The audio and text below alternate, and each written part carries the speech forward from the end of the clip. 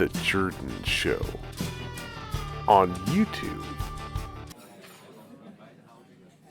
All right, ready to go on a little tech journey. Let's do it. Today we're diving deep into a company that, believe it or not, helps shape the smartphones we can't seem to live without these days, Palm.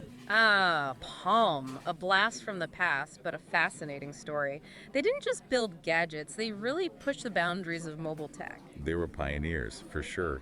And we're going to uncover how these innovators, their triumphs, their struggles, ultimately led to a legacy that's still felt today. Exactly. And it all starts with the three people who made it happen.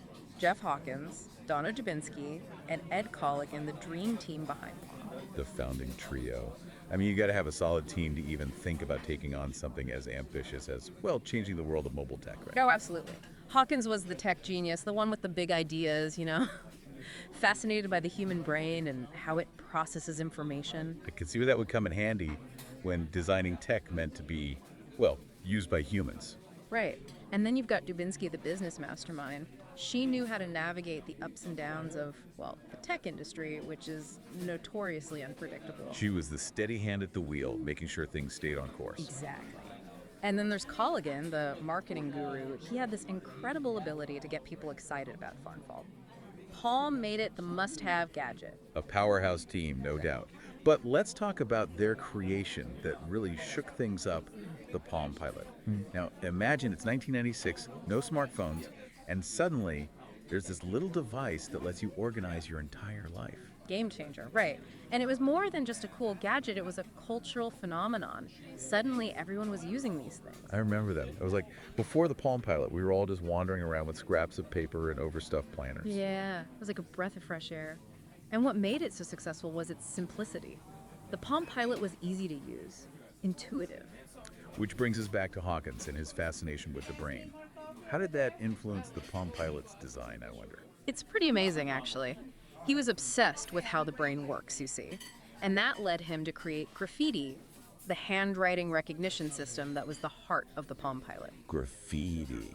I remember that. Instead of trying to type on a tiny keyboard, you just wrote on the screen. Exactly. And the PalmPilot understood what you were writing. It was groundbreaking for its time. It was so smart, Yeah. so intuitive, it just felt natural.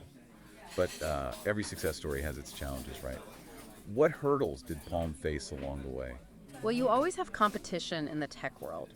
Microsoft was a big one with their Pocket PCs. They were always trying to get a bigger piece of the pie. Classic tech rivalry.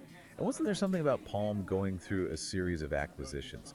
Didn't that shake things up a bit? Absolutely. First, they got acquired by US Robotics and then by 3Com.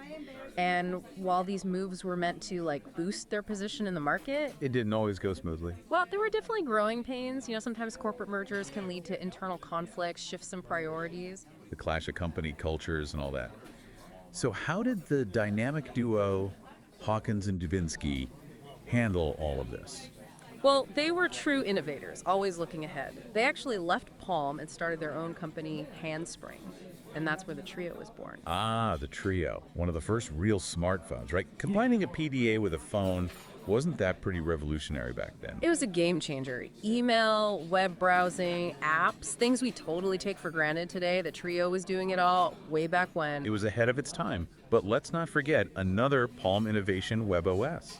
This was their attempt to create an entirely new mobile operating system. Oh, WebOS was beautiful, sleek, intuitive, years ahead of its time, really.